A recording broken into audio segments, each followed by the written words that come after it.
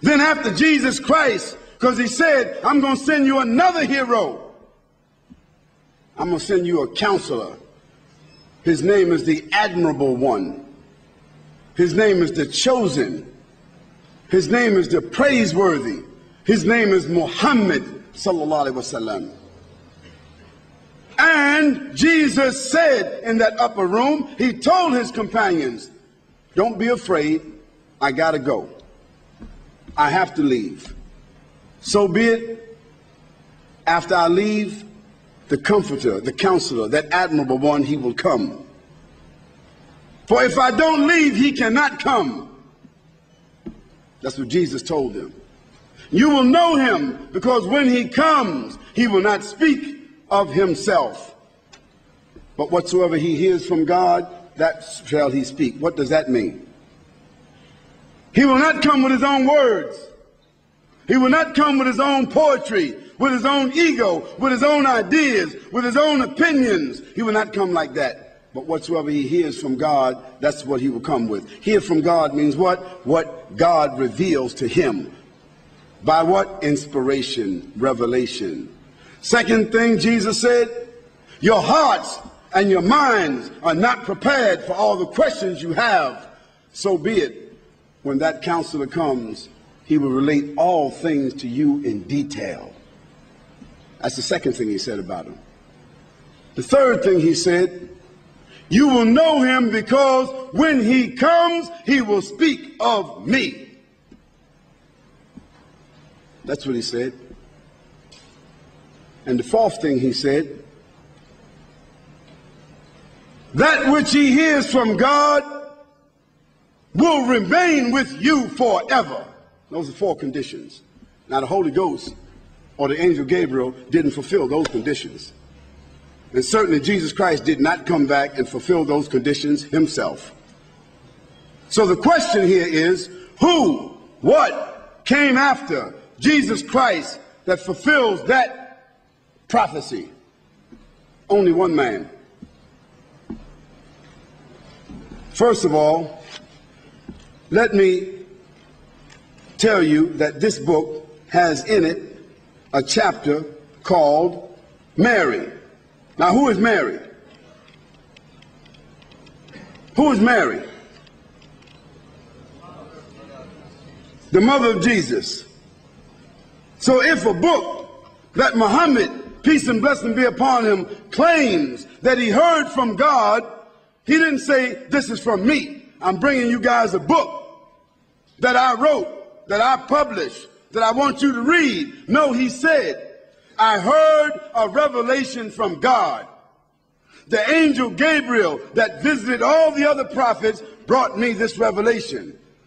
So the characterization of this book is what he said, what he heard from God. Did Jesus say that? The second thing is, he said,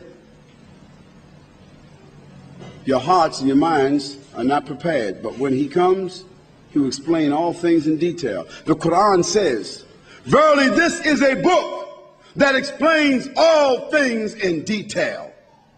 That's the second thing. Then he also said, he will mention me.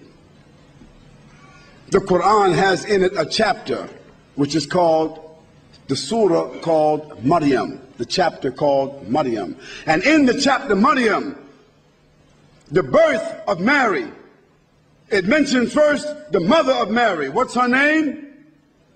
Hannah. It mentions how Hannah prayed to God for a son, and that God gave her a girl. And when she asked God, oh God, you gave me a child that I prayed for, but it's a girl. I cannot give her to the priest of the temple for her to become a priest.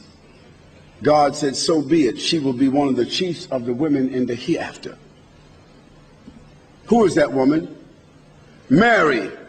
But God gave to Hannah the boy she asked for through her daughter. So God gave her a double gift. Gave her a daughter that would be the chiefs of the women in the hereafter, and gave her the son that she was asking for through her daughter, which was who? Jesus Christ. And not only did God give her the son, through her daughter, but made her son Christ Jesus, the Messiah, who was born without a father, the Word of God, and a Spirit given to Mary from God. The Quran says that. So Jesus said, he will speak of me. Not only does the Quran speak of Hannah, not only does the Quran speak of Mary, not only does the Quran speak of the immaculate birth, the phenomenal birth, the miraculous birth of Jesus Christ, but the Quran also talks about his miracles. How he healed the lepers, how he caused the blind to see, how he caused the deaf to hear, how he caused those who couldn't speak to speak, how he caused the dead to be risen from the grave, how he fed the masses of 10,000 or more people from what? 7 loaves of bread and fish, and how he blew his breath into a clay pigeon and caused it to fly. How Jesus Christ did these miracles, God says he did it by the power of whom? Himself or whom? By God. The Quran, does it confirm Jesus Christ? And fourthly, he said it will remain with you forever. For it to remain with you forever, it has to be intact from the time it was revealed. It's the only book that was intact from the time that it was revealed.